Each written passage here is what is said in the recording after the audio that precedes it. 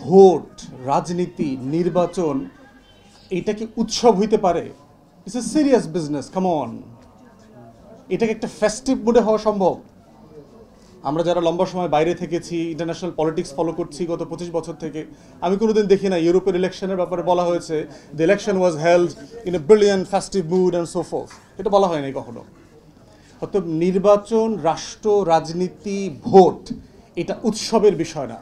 তাহলে উৎসব এখানে কেন হয়? তাহলে ঢোল তবলা বাজায়ে, কনসার্ট করে, নেচে গেয়ে, স্লোগান দিয়ে, ফুচপানি খাওয়া, বিড়ি সিগারেট, টাকা, অটো পাঠানো, এগুলো দিয়ে নির্বাচন করতে হয় কেন? এটা করতে হয় কারণ এই রাষ্ট্রে নাগরিক নাই, এই রাষ্ট্রে বাসিন্দা আছে, প্রজা আছে।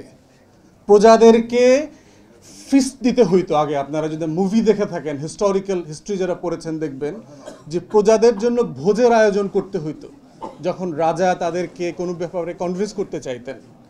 কিন্তু প্রজাদেরকে যদি যুদ্ধ করাইতে হয় তখন তাকে ইনসেন্টিভ দিতে হয়। কিন্তু নাগরিকদেরকে পয়সা দিয়ে, ইনসেন্টিভ দিয়ে যুদ্ধ করতে হয় না, নাগরিককে কনসিয়াসনেস দিয়ে যুদ্ধে পাঠাইতে হয়। This your battle, it's a battle for consciousness. তো সেই জায়গাতে যতদিন পর্যন্ত আমরা রাষ্ট্রকে নিতে না পারবো ততদিন পর্যন্ত আমাদের আলাপ করতে হবে।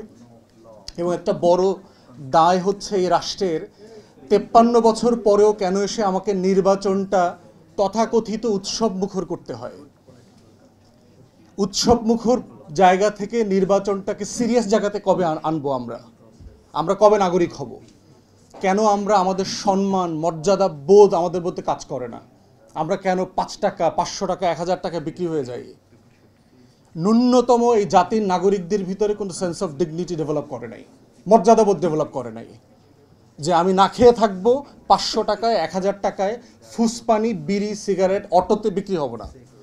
এবং আমি বহুবার এটা বলেছি বিভিন্ন ফোরামে যে আমি বহু জনপ্রতিনিধিদের সাথে কথা বলেছি যে আপনারা যদি নির্বাচনে দাঁড়িয়েছেন, একটা লিফলেট করে শুধু জানিয়ে দেবেন যে আপনি নির্বাচনে দাঁড়িয়েছেন, আর কিছু করবেন না। এবং ওখানে লেখা থাকবে সামনে পিছনে যে আপনি কি করবেন নির্বাচিত হলে, কত শতাংশ মানুষ আসবে ভোট দিতে। কোনো নির্বাচিত প্রতিনিধি বলে নাই যে 10% বেশি ভোট দিতে মানুষ আসবে।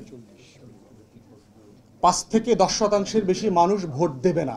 ঢাকাতে বড় বড় মেজর সিটিগুলোতে হয়তো পারহ্যাপস সংখ্যাটা একটু বেশি হতে পারে, এখানে হয়তো আরেকটু সচেতন মানুষ বেশি।